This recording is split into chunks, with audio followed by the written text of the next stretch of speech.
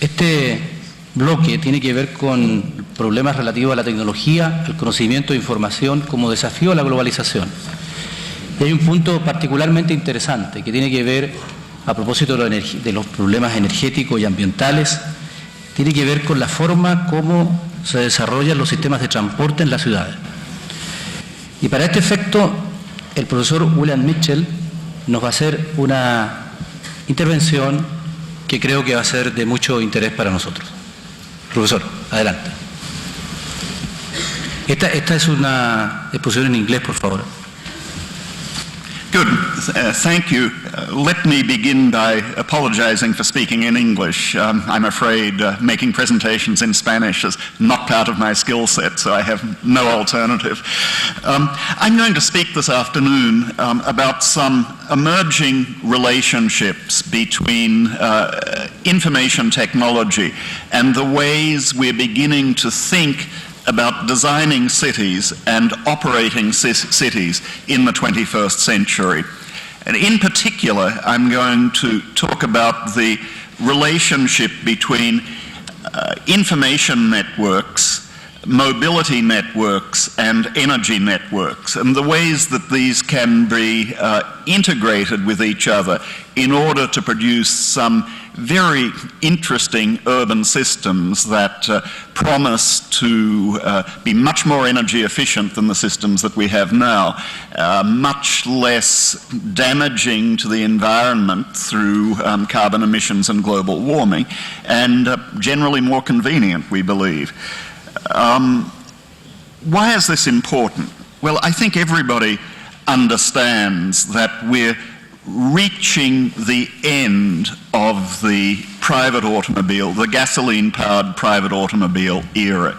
And the private automobile, the gasoline-powered automobile, is one of the great inventions of history.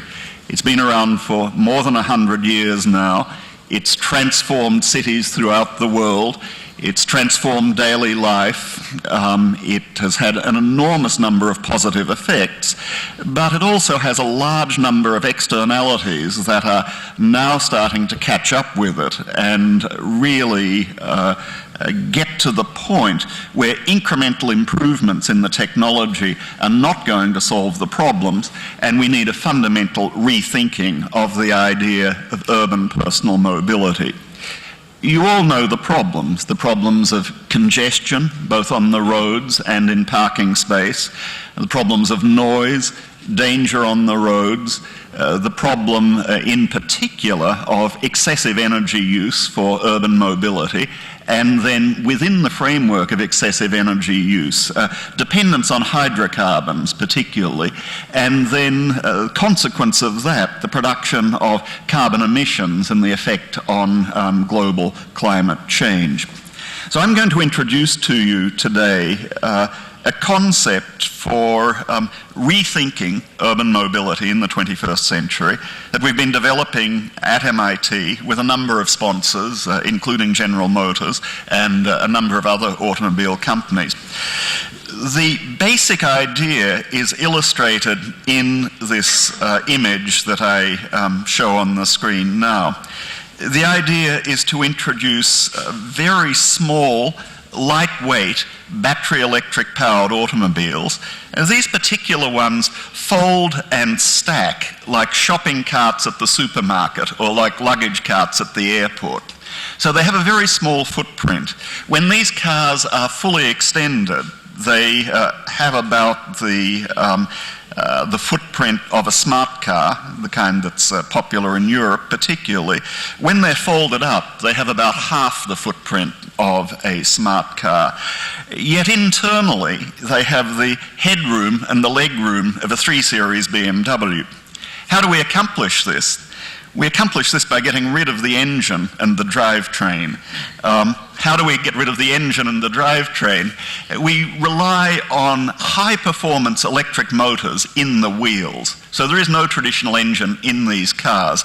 All of the basic mechanics is in the wheels. We refer to these things as wheel robots. So there's a drive motor in each wheel, there's suspension in each wheel, there's steering in each wheel, and of course there's braking in each wheel. Simplifying the design of an automobile this way makes it feasible to fold the automobile, as we see in this image. And it opens up the possibility of a system that we've called mobility on demand.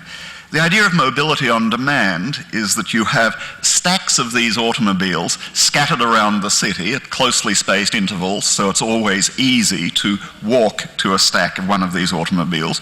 You swipe a credit card and drive it away, drive it to your destination and drop it off at another stack near your destination, so you don't have to return it.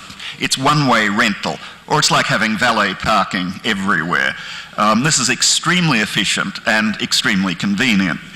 The other thing that's important in this concept is that the automobiles automatically recharge in their parking spaces. You never have to fill them with gasoline. You never have to plug them in.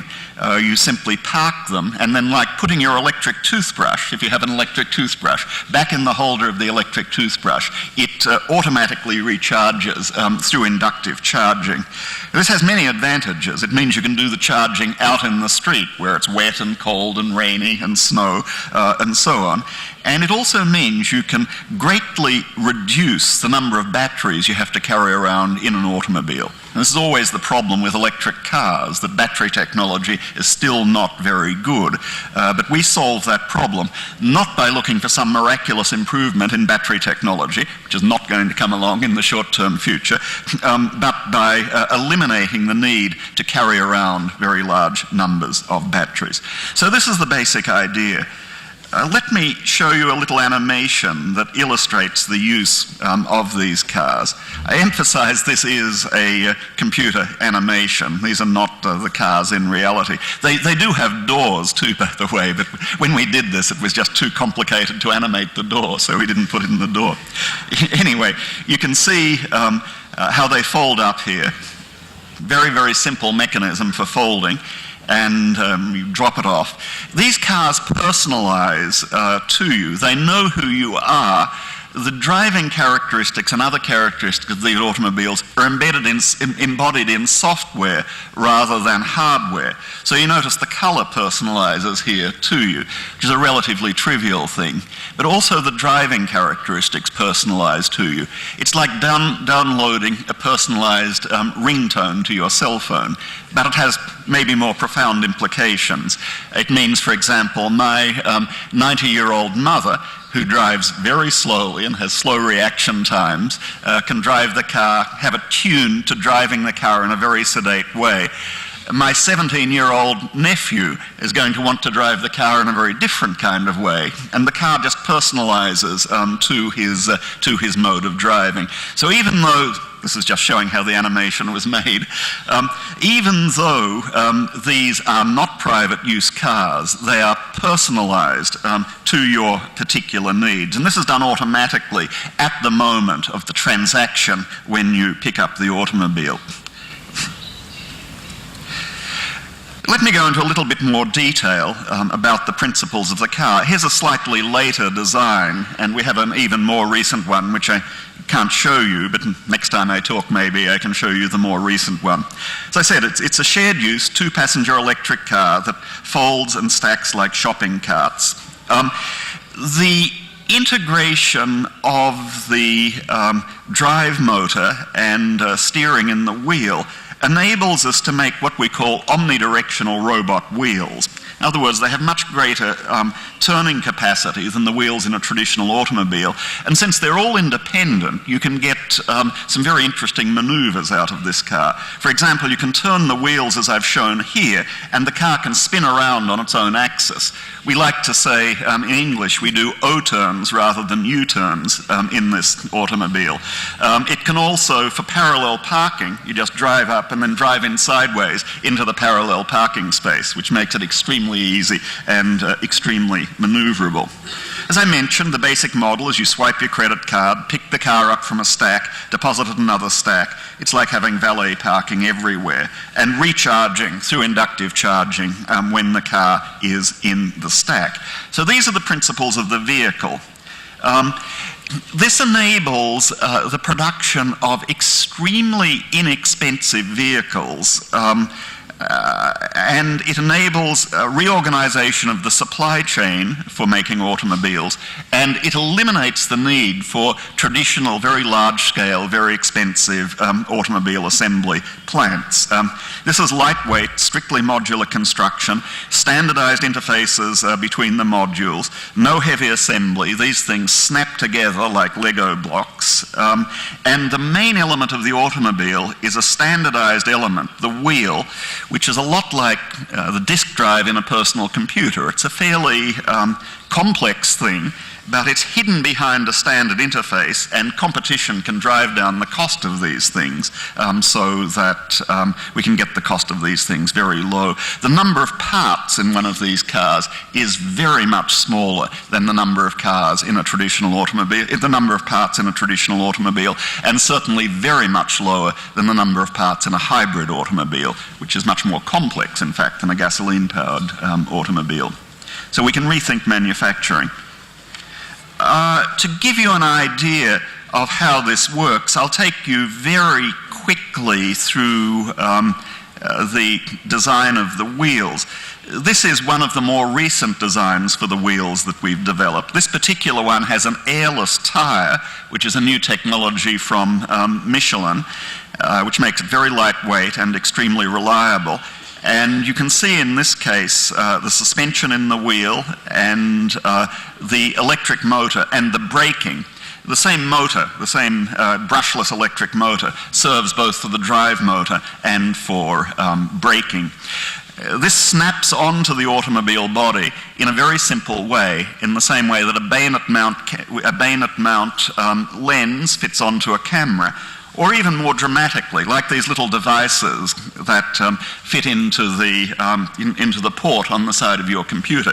This little thing makes a structural connection, it makes an electrical connection, and it makes a data connection, and you can just snap it in like this. The wheels on our car are the same. Structural connection, electrical connection, and data connection in a very simple way. I'm not going to try to explain this in detail, but this just shows an exploded view of how these pieces go together, including in this case the batteries in the axles. This is a half-scale prototype that we built recently. It's now in the MIT Museum. And the interesting thing to see about this is there's almost nothing there in the chassis of this automobile. Everything is fundamentally in the wheels, the batteries are in the axles, and then right out the front there you see the control system, the electronic control system. So it's a very, very simple thing. To give you an idea of how easy these things are to assemble, we had to do a demonstration of this at General Motors in Detroit, and my students snapped this thing apart, put the pieces in their carry-on luggage, carried the carry-on luggage through security at Boston's Logan Airport, after some very interesting conversations with the security people, I should say, took it to Detroit and snapped it together in 15 minutes in the boardroom at General Motors. So this is very, very different from a traditional automobile process. This just shows, once you have the idea of the wheel motors, how it becomes very easy to do a folding chassis, something to be very difficult with a traditional automobile architecture. And I can show you here basically how in a modular way the assembly comes together. Now, what are the benefits that we get out of this? The benefits are really at an urban system level, at a large-scale urban system level, and they result from integration of this concept with sophisticated wireless networking of the automobiles. We get efficiencies at three levels, which I'll call the first-order efficiencies, the second-order efficiencies, and the third-order efficiencies. So the first-order efficiencies are fairly obvious. They result from the tiny footprint of the car, its great agility, much more agile than a traditional car. So it makes much more efficient use of urban infrastructure. It just takes up less space in the city. Secondly, it's a benign presence in the city. It's very lightweight, all electric, digitally controlled, almost silent, and no tailpipe emissions. This also has implications for the automobile industry. The shared use principle firstly allows very high utilization rate. Traditional automobiles sit around about 80% of the time, occupying space uselessly, costing you money, embodying energy, and generally just not being very effective. Through this shared use principle, our estimate is we can get about 80% utilization rate. These things are actually on the road and being used about 80% of the time. And then the effect of this on the automobile business is to change it from what it is now, which is a low-margin commodity product business under very intense price pressure, to change it into an innovative service business. The idea of these mobility on-demand systems is you provide a mobility service rather than selling a vehicle product. It's the business model of Google, essentially, which is to provide a base service extremely inexpensively and then develop a business by providing innovative add-on services on top of that. So, this is the first thing. To give you an idea of the magnitude of these savings, I've shown here a traditional, typical Manhattan block, which is 1,000 feet long, and if you ignore all of the loading zones and fire hydrants and so on, you can park about 80 cars around a traditional Manhattan block. If you parked our cars around the block, so there's not really a rational way to use them, but if you parked our cars around the block, you'd park 500 cars around the block. So there's an enormous space saving as a result of this. Even more dramatically in multi-story car parks, and show here a comparison of the layout of a multi-story car park with traditional automobiles and the same number of our cars stacked and organised in the way that I've described. This also opens up new architectural possibilities. In a high-rise apartment tower, for example, and I notice many examples of these around Valparaíso, particularly on the outskirts. You can imagine a kind of system where there's a sort of dispenser of automobiles near the front door. So whenever you come out the front door, there's an automobile always waiting for you, like valet parking. And then when you come back, you just drop it back in the stack and recharge as well, it's in the stack. So they're the first order efficiencies. The second order efficiencies are a little bit less obvious, but maybe even more interesting. A fundamental problem with today's electrical grids is that they have generally no storage capacity. This means that when you get peak loading, that you either have to bring another power plant online or you get a blackout or a brownout or something like this. So managing peak loading is a fundamental problem with electric power grids. It also makes electric power grids unfriendly to clean intermittent power sources like solar and like wind, because of course the wind doesn't necessarily blow when you need energy and the sun doesn't necessarily shine. So if you don't have storage capacity in the grid, then you have to build backup conventional capacity into the electrical grid. This increases the cost and negates many of the advantages of the clean power sources. But with our automobiles, whenever they're parked, they introduce battery capacity into the electrical grids, large amount of battery capacity into the electrical grid. So they can store electricity, and the design is such that they can buy and sell electricity. So at moments when they know they don't need electricity in the near future and the price is high, they can sell back to the grid. At other moments they can buy electricity from the grid. It's like the idea of plug-in hybrids, but much more powerful idea, in fact, than the idea of plug-in hybrid automobiles. This fits very well with emerging concepts of distributed power generation, where you imagine buildings also not only buying power but also selling electrical power and generating it through, for example, solar panels on their roofs or fuel cell installations in the buildings.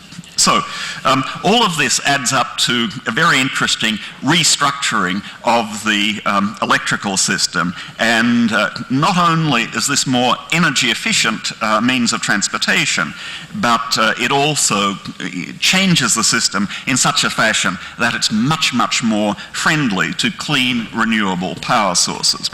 So the car essentially is a dual-use product. When it's in motion, it's providing mobility. When it's at rest, it's providing energy storage, renewable-friendly energy storage. Coming on to the third order efficiencies. These are less obvious again, but I think extremely efficient, extremely powerful. Let's imagine how these little networked automobiles might operate in the road system, for example. Now, the concept of electronic road pricing has been around for a while. This is the idea that you charge for use of a road depending on the congestion in the road. So if if a road is very congested, cost you a lot of money to drive down the road.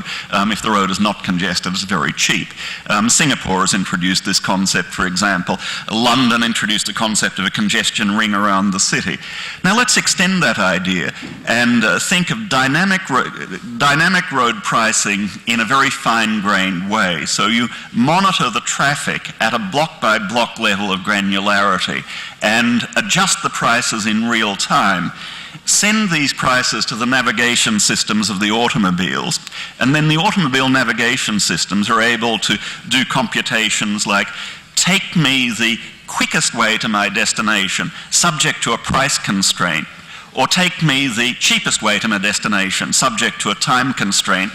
This establishes a real-time economic feedback loop. So the overall pricing in the system is responding dynamically to the behavior of all of the individual automobiles. And the behavior of the individual automobiles simultaneously is responding dynamically to the pricing in the system. This is a very complex control system issue, as some of you may recognize, but it's a solvable issue, and it's a very, very efficient way of optimally allocating road space. Similarly, parking. Now, the market for parking is a very bad market. You have fixed prices for parking in most cities. Usually they're heavily subsidized, so they're underpriced. And how do you connect buyers to sellers? Well, buyers drive around randomly until they find a parking space. So this is not a market with good information in it. In our system, the idea is that you electronically monitor parking spaces. This information goes back to the navigation systems of the automobiles, and essentially they do eBay-style auctions on parking spaces. So if you're in a big hurry, you can tell your car, bid high on a parking space, and it'll get you a parking space very efficiently, probably cost you quite a bit of money. Or you can say, I'm a poor student, and it's a nice day, and I don't mind if I have to walk 10 minutes. Bid low, and it probably finds you a less convenient parking space at a lower price. So fundamentally, just to summarize this, these automobiles navigate, if you like, simultaneously three kinds of dynamically priced markets. They navigate an energy market, they navigate a road space market, and they navigate a parking space market. This is all possible because they're wirelessly networked and have a lot of computational power on board. I don't want to take too much more time, so let me just quickly run through some of the urban implications of this kind of thing. This is a project we recently did for the city of Florence, for example, where we proposed a system of doing underground parking around the perimeter of the historic city in order to deal with the immense traffic problems of Florence, and then proposed doing a mobility on demand system based on these light electric vehicles within the framework of the historic city of Florence. Here we show, for example, our vehicles outside the Pitti Palace, just to give you a sense of the potential reality of this kind of thing. These are just some coverage diagrams that I'm going to flip through quickly. Here's another diagram I just want to mention briefly, illustrating the public transport system in the Manhattan, in the New York, in the region of New York City, and this has the characteristic of just about all public transport systems, that the density of stops drops off very rapidly as you move out towards the edges of the system. What we can do with these sorts of automobiles is solve the first mile and the last mile problem. It's a problem that's not too different from communication networks. In fact, we have to solve the first mile and the last mile problem. You can use these automobiles to get to the transit stop and from the transit stop at the other end. We've investigated this for use in conjunction with a new high-speed rail system in Taiwan, where it would be a very, very effective system. And we've moved on from the automobile, and I'm just going to take a couple of minutes to wrap up now to show you another vehicle that we've recently done, particularly with orientation towards Asian cities where motor scooters are even more popular than automobiles and have even greater possibilities for energy and pollution reduction. This is the finished vehicle. We took this to the Milan Auto Show in November, where it caused quite a sensation because nobody had ever seen a folding motor scooter before, and we made this appropriately fashionable, as you can see, because one of the important things about scooters is that they should be fashionable. Here you can see the actual scooter does fold up, not just the computer animation. So here it is all folded. It has removable batteries, which opens up the interesting possibility of battery leasing as a way of getting electricity to these vehicles. This is how the battery removes. This is going into production now, so if you'd like one of these scooters, give Sanyang about 6 months and these things will be in the stores. This little photo montage just shows how stacks of scooters can be incorporated in urban contexts. Here we're showing it in Milan, here we're showing it in one of the piazzas in Florence, here back in Milan again. And here's a very interesting model, and I'll wrap up with this. This is the model that we have in mind for use in large Asian cities, and particularly for a prototype implementation in Taipei. Taipei has an enormous density of convenience stores, one about every 2 or 3 blocks, and so the idea is to put racks of these scooters outside these convenience stores. They recharge when they're in their racks, and you have a mobility vending machine, just like you have a soft drink vending machine or a cigarette vending machine. You just pick up a scooter and ride it and drop it off at another convenience store. Also here outside the transit stop, the same kind of system. And I'll just wrap up with an image that shows our little city cars and shows the relationship to clean energy systems. So thank you.